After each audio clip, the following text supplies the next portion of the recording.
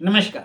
विद्या news line में आपका स्वागत है। पश्चिम बंगाल में मामला सुलझता हुआ दिख रहा है। विधायक दल की बैठक होने जा रही है जिसमें कि नेता चुना जाएगा। उसके बाद कल शपथ ग्रहण की बात है। लेकिन तमिलनाडु में विजय थलपति जीत करके भी उनका रास्ता रोका जा रहा है। राज्यपाल जो राजेंद्र विश्वनाथ अर्लेकर हैं, उनसे उनकी 3 बार मुलाकात हो चुकी है। लेकिन कह रहे हैं कि 118 यानी कि बहुमत का आप लिस्ट दीजिए, वो नहीं दे पा रहे हैं क्योंकि उनके पास सीटों की संख्या है 108। कांग्रेस ने समर्थन दिया है जिसके पास 5 विधायक है, 113 पे अभी तक मामला रुका हुआ है। उन्होंने लेफ्ट से और छोटे दलों से समर्थन मांगा है, उन्होंने अभी अपना रुख क्लियर नहीं किया है। इसी बीच एक बड़ी खबर आई कि डीएमके और एआईएडीएमके भी पर्दे के पीछे बात कर रही है सरकार बनाने के लिए।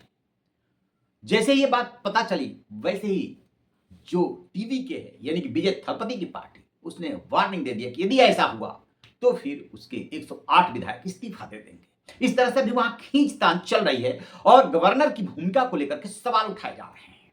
पूछा जा रहा है, सुप्रीम कोर्ट ने एसआर मुंबई केस में साफ साफ कहा है कि बहुमत टेस्ट करने का जो जो जगह है वो विधानसभा है। फ्लोर टेस्ट कहा जाता है इसको, लिहाजा फ्लोर पे ही टेस्ट हो सकता है, राजभवन में नहीं टेस्ट हो सकता। फिर क्यों ऐसा कर रहे हैं आर्लेकर, एक सवाल तो बनता है। दरअसल एआईएडीएम के साथ बीजेपी है और इन लोगों को इस बात का डर है कि कहीं विजय थलपति एमजी रामचंद्रन न बन जाए। एमजी रामचंद्रन जो कि अपने जमाने के मशहूर हीरो हुआ करते थे, उनके आने के बाद सत्ता में किसी को एंट्री नहीं मिली थी, वो अपने आखिरी सांस तक सीएम रहे थे।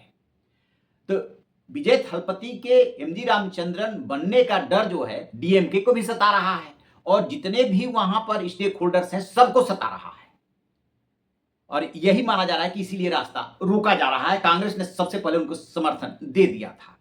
रही बात इन पार्टियों की विचारधारा की, तो सभी पार्टियों की विचारधारा, चाहे डीएमके हो, चाहे एआईएडीएमके हो और चाहे टीवीके हो, इनकी विचारधारा मिलती जुलती है थोड़े बहुत परिवर्तन के साथ। अब इन तीनों पार्टियों के गठन और इनके नेतृत्व को लेकर के जब हम समझेंगे तब पता चलेगा कि ये डर कितना गहरा है। दरअसल अन्ना दुरई डीएमके को लीड कर रहे थे। वाकया है 50 के दशक का। एम करुणानिधि जो उस समय पटकथा लिखा करते थे, संवाद भी लिखा करते थे और एमजी रामचंद्रन वो हीरो हुआ करते थे। तो उसमें जो ये संवाद पटकथा वगैरह लिखते थे, वो उसपे जब उन पे फिल्माया जाता था तो धीरे धीरे वो हिट हो गए। तो वहां से इन दोनों की दोस्ती शुरू हो जाती है, एम करुणानिधि और एमजी रामचंद्रन की। एमजी रामचंद्रन की विचारधारा कांग्रेस की तरफ थी और एम करुणानिधि डीएमके से जुड़े हुए थे, तो उन्होंने ऑफर किया। दोनों दोस्त बन ही चुके थे। एम करुणानिधि जो है वो उनसे उम्र में 7-8 साल बड़े थे कि आप इधर आ जाओ, साथ में आ जाओ। तो वो आ गए डीएमके के साथ और दोनों मिलकर के काम करने लगे। लेकिन दोनों बड़े नेता से उस समय के दौर में कहना सही होगा कि दोनों बड़ी पर्सनालिटी थे, बड़े व्यक्तित्व थे, साथ चलना मुश्किल हो रहा था। तो 1967 में अन्ना दुरई सीएम बने और 69 में उनकी डेथ हो जाती है। उसके बाद एम करुणानिधि सीएम बन गए और ये कोषाध्यक्ष हुआ करते थे एमजी रामचंद्रन।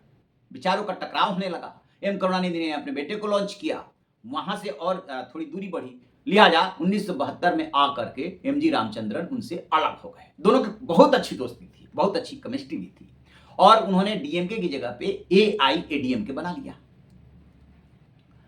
फिर जो है 1977 में जाकर के सत्ता उनको मिल गई, मुख्यमंत्री वो बन गए और 1987 में उनका निधन हुआ। 10 साल तक वो सीएम रहे थे।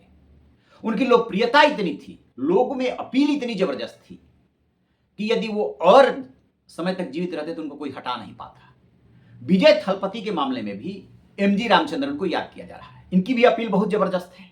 इनको सलाह दी गई कि आपको अकेले चुनाव लड़ना है, किसी के साथ गठबंधन में नहीं जाना है, क्योंकि जो डीएमके और एआईएडीएमके विचारधारा तो एक ही है।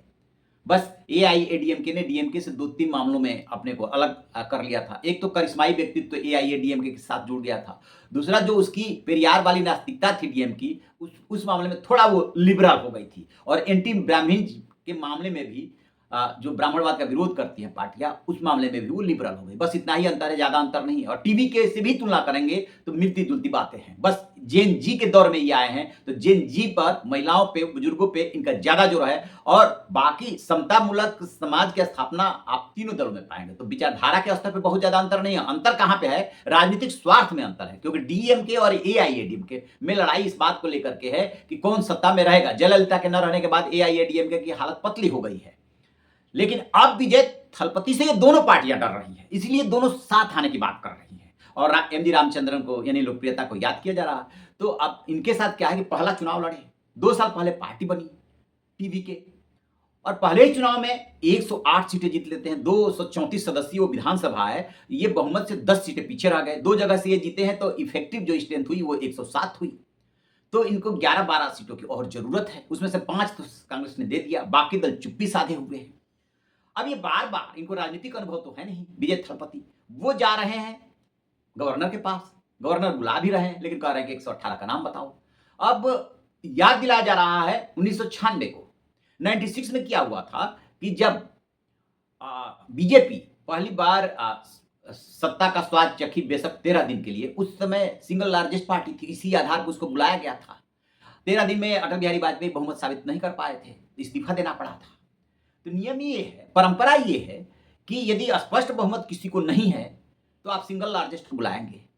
सिंगल लार्जेस्ट है टीवी के, तो फिर उसको आप बुला भी रहे हैं। और लेकिन कह रहे हैं कि पहले आप नाम दे दो, या उन पार्टियों की चिट्ठी दे दो कि हाँ आपको वो लोग समर्थन दे रहे हैं। आलोचना इस बात पे संविधानवेत्ता हैं, जो जानकार है, वो इस बात को लेकर के कर रहे हैं कि यदि वो कह रहे हैं कि हमारे पास बहुमत है, मैं बहुमत साबित कर दूंगा, तो आप उनको सरकार बनाने के लिए आमंत्रित करते और हफ्ता 10 दिन का टाइम देते कि आप विधानसभा का सत्र बुला करके अपना बहुमत साबित कीजिए। अभी तक ऐसा होता रहा है, सुप्रीम कोर्ट भी ये बात बोल चुका है। फिर राजभवन कैसे बन रहा है कि आप 118 की लिस्ट दीजिए या पार्टियों की चिट्ठी दीजिए, यहीं पर विवाद हो रहा है। और बात बढ़ चली है यहां तक कि यदि राज्यपाल ने जल्द फैसला नहीं किया तो फिर सुप्रीम कोर्ट में दस्तक दी जाएगी।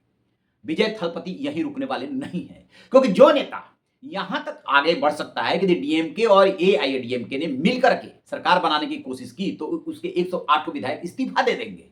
ये बहुत बड़ा घटनाक्रम होगा। यदि ये लोग ऐसा किए और इन्होंने इस्तीफा दिया, तो फिर इनको प्रचंड बहुमत से आने से कोई नहीं रोक सकता, क्योंकि इस्तीफा देंगे उसके बाद होगा क्या, वो आपको देर सवेर चुनाव में ही जाना पड़ेगा। क्योंकि स्पष्ट बहुमत तो उन दोनों की सीटों 59 और 47 जोड़ दीजिए तो उनके पास भी नहीं है। अब आप छोटे छोटे दलों को जोड़ेंगे, चाहे लेफ्ट हो या और जो है पीएमके वगैरह, उनको जोड़ेंगे, जोड़ तोड़ करके किसी तरह से बना तो लेंगे सरकार, लेकिन विपक्ष नाम की कोई चीज तो होगा ही नहीं। और यदि दोबारा चुनाव हुआ तो फिर जो है वो प्रचंड बहुमत से आएंगे। याद कीजिए दिल्ली को, दिल्ली में क्या हुआ था, 49 दिनों तक पहले केजरीवाल की सरकार चली थी। जिस कांग्रेस के खिलाफ उन्होंने आंदोलन किया था, उसी कांग्रेस के समर्थन से उन्होंने सरकार बनाई थी। चलना तो था नहीं, विचारधारा का गैप था वो। उसके बाद वो उन्होंने इस्तीफा दे दिया। इस्तीफा देने के बाद क्या हुआ, फिर जब दोबारा चुनाव हुआ तो प्रचंड बहुमत से आए, सबका सफाया कर डाला उन्होंने। तो ठीक यही विजय थलपति के साथ भी है कि युवाओं में अपील है उनकी, बुजुर्गों ने भी साथ दिया है उनका। रही बात रेवड़ी फ्री की, रेवड़ी बांटने की, तो तीनों दल इसमें पीछे नहीं है। उन्होंने भी फ्री की रेवड़ी का बहुत सारा वायदा किया, 2500 रुपये महिलाओं को देने के अलावा, 2500 रुपये महिलाओं को देने के अलावा कि हम आएंगे तो देंगे 60 साल से कम उम्र की जो परिवार की मुखिया महिलाएं हैं, फ्री की यात्रा, उसके बाद गैस सिलेंडर, 8 ग्राम सोना मैरिज के समय, वगैरह वगैरह बहुत सारी बातें उन्होंने की है। तो इसमें तो तीनों पार्टियां एक जैसी है। वहां इमोशन बहुत चलता है साउथ में, लेकिन डर सबसे ज्यादा अब लग रहा है एक नए अभिनेता जो कि अब नेता बन चुका है उससे। और इसीलिए विरोधी होते हुए भी दोनों पार्टियां साथ आने को लेकर पर्दे के पीछे बातचीत कर रही है। और गवर्नर के कदम से कहीं ना कहीं उनकी बातचीत, मतलब वो एक तरह से टाइम बारो कर रहे हैं। अब देखते हैं कि मामला सुप्रीम कोर्ट जाता है या उससे पहले ही सुलझ जाता है। आपकी इस पूरे मामले पे क्या राय है, कमेंट बॉक्स में जरूर बताइएगा। Thank you.